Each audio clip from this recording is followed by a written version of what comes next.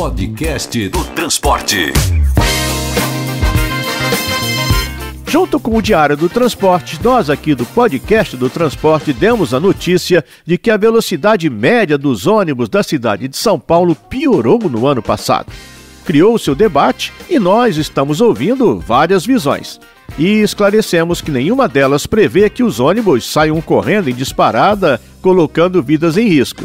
Estamos procurando soluções que deem aos ônibus uma velocidade comercial adequada que ajude a mobilidade urbana de toda a cidade. Para aprofundar nesse debate, a gente bateu na porta do arquiteto e urbanista Flamínio Fischmann, que é diretor do Grupo de Mobilidade Urbana da Associação Brasileira do Veículo Elétrico, a BVE, e que tem uma carreira focada no transporte, com consultorias e muitos anos de trabalho na CET de São Paulo, na EMTU e empresas do gênero.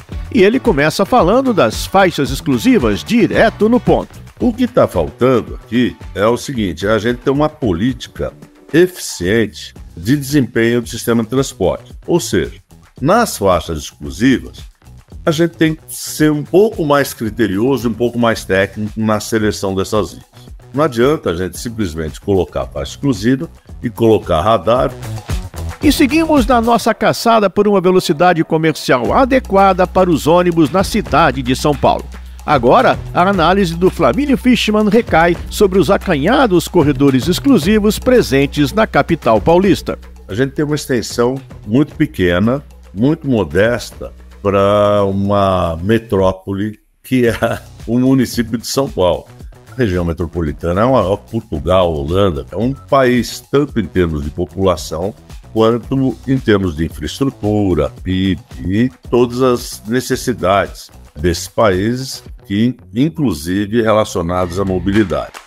Sobre o tipo de veículos, na disputa entre ônibus a diesel e os elétricos, a preferência do diretor da BVE é clara. Esses veículos, primeiro, para ter melhor desempenho, a gente precisa de veículos melhores.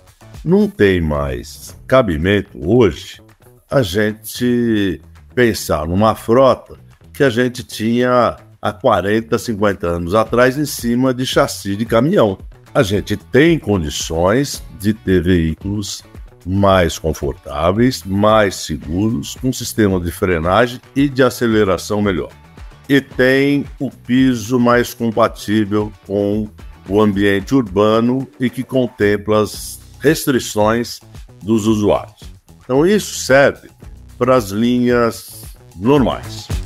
Então, caro Fischmann, apontados os problemas, quais são as soluções? Como a gente desfaz o nó? A gente precisa ter mais BRT. BRT de verdade. Não é um ônibus numa faixa exclusiva com algumas características que a gente vai batizar isso de BRT, que é o que estão fazendo. O BRT, ele tem algumas características muito peculiares, como por exemplo, cobrança externa, como se fosse uma estação. Na estação você tem mais conforto, ar-condicionado, assentos adequados, você tem Wi-Fi, você tem carregador de celular. Os veículos, nesses VLTs, eles têm piso baixo, na altura da plataforma. E não tem a catraca lá dentro que faz a fila para as pessoas embarcarem.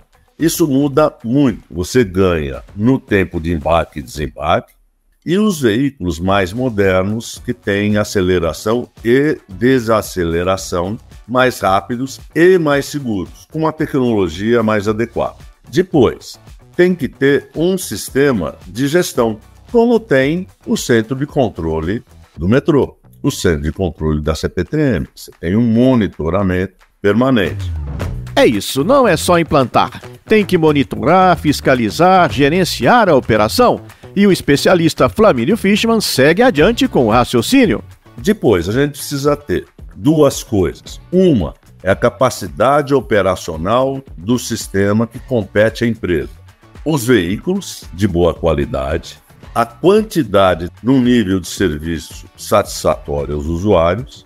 A gente precisa ter a gestão do órgão, no caso aqui do município de São Paulo, da SP Trans, para verificar o nível de serviço, as estações, E precisa ver a questão do sistema viário, qualidade da pavimentação e a semaforização. Fishman explica que o tempo do vermelho dos semáforos precisa ser definido levando em consideração o volume de pessoas, priorizando o transporte coletivo no lugar do individual e ajudando assim a acelerar o ritmo dos ônibus.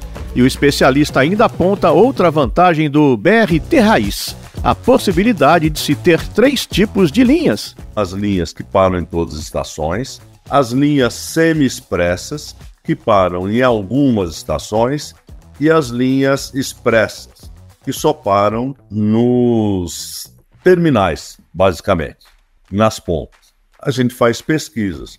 Quando a gente tem um parzinho origem e destino muito forte, dá para a gente criar as linhas expressas. As linhas expressas, por exemplo, têm a possibilidade de chegar a 30 km por hora, e isso muda a vida das pessoas, até mesmo daquelas que estão no carro. Quem tiver um automóvel vai estar lá no seu carro, mas vai estar parado, vai estar ruim. Aí quando ele olha as pessoas dentro dos veículos com um fonezinho de ouvido, tranquilas, andando muito mais rápidas, de uma forma muito mais econômica e eficiente, as pessoas passam a migrar para aquilo que é melhor. Então, o que a gente tem que fazer é ter uma política pública onde a gente ofereça mais eficiência ao transporte público. De metrô, mais metrô, mais trem e sistemas de ônibus com melhor desempenho. Essa é a chave. Podcast do Transporte.